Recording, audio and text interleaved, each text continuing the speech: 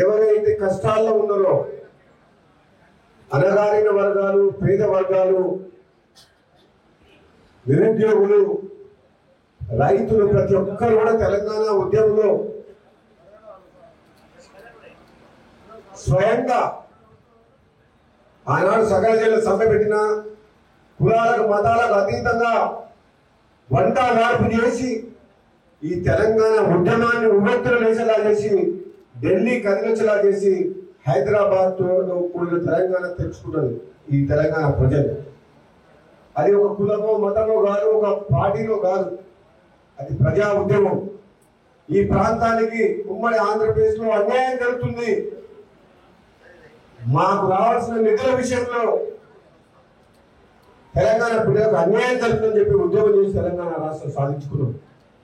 కానీ గత 10 సంవత్సరాల కాలంలో నిజంగా న్యాయంగా చేనేత కార్మికులకు ఏదైతే న్యాయం జరగాలో గత ప్రభుత్వంలో జరగలేదు.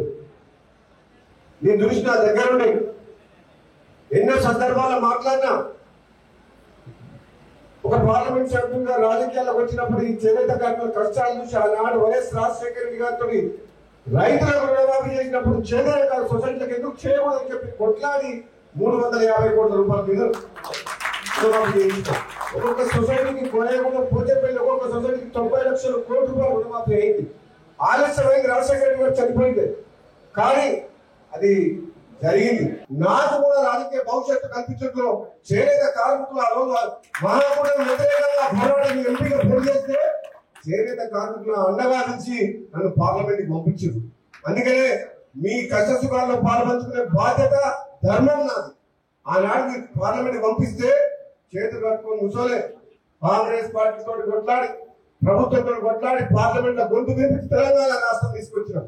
ఈనాడు కూడా మళ్ళీ మీకు మాటిస్తున్నా, ఈ చేనేత కార్మికులు కాపాడుకుంటూ ఎంత దూరమైనా పోరాటం చేస్తా అని చెప్పేసి. దయచేసి ఇతర పార్టీ వాళ్ళు ఉండొచ్చు, విమర్శించే వాళ్ళు ఎప్పుడు విమర్శిస్తారు. నేను ఈ పార్టీ ఆ పార్టీ అని చెప్పా. ధర్మం, న్యాయం చేనేత కార్మికుల వైపు ఉంది.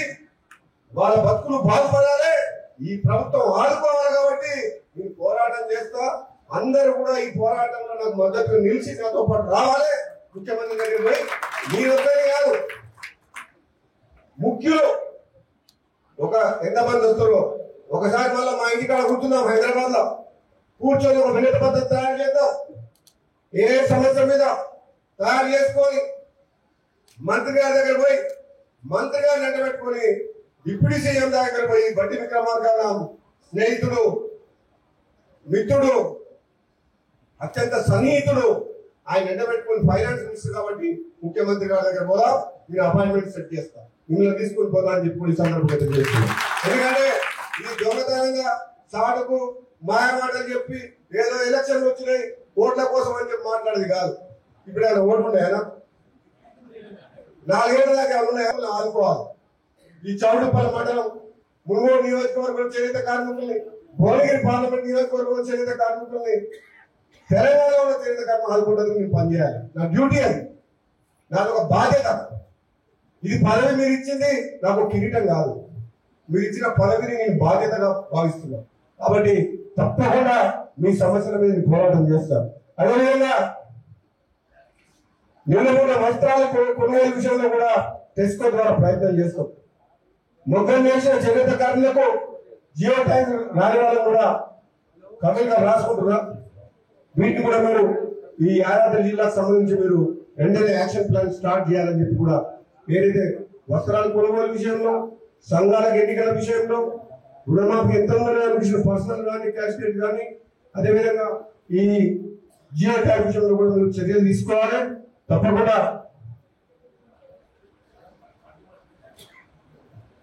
చేస్తాం. మన పిల్లల శ్రీనివాస్ కూడా చెప్పిండు, లక్షల కోట్ల రూపాయలు ప్రభుత్వం అందరి మీద ఖర్చు పెడుతుంది. నిన్న 20,000 కోట్ల రూపాయలు రైతులకు రుణమాఫీ చేసింది, 1,000 కోట్ల రూపాయలు ఎంతో మంది ఖర్చు పెడుతుంది. ఒక చేనేత కార్మికుల కోసం ఒక మంచి పవర్ఫుల్ కార్పొరేషన్ ఇచ్చి, దానికి నిధులు ఇచ్చి చేనేత కార్మికులు ఆదుకునే బాధ్యత ఈ ప్రభుత్వం మీద ఉంది. కార్పొరేషన్ ఏర్పాటు చేయాలి. మలేషియా సినిమా చూసినారు, ఏంటి అంటే మనం అంతా బాగుందని అనుకుంటాం. శ్రీనివాస్ తెల్లబడ్డ వేసుకుని మంచిగా లీడర్ బాగుందని అనుకుంటాం. కానీ అందరు బాగుంటారు. శ్రీనివాస్ నాడు చేనేత కార్మికులు కష్టాల్లో కన్నీళ్ళు ఉన్నారు. లక్షల మంది కుటుంబాలు ఉన్నారు.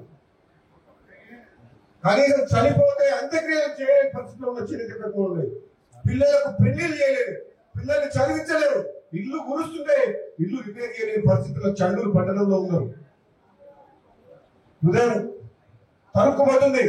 బాధ అనిపిస్తున్న వాళ్ళు చూస్తే ఏ విధంగా వీళ్ళని కాపాడాలి, ఏ విధంగా ప్రభుత్వం ఆదుకోవాలి, కష్టాలు ఉన్న చేనేత కార్మికులు ఏ విధంగా ప్రభుత్వం నుంచి అండదండలు అందించాలనే ఆలోచన నా లోపల బలంగా ఉంది.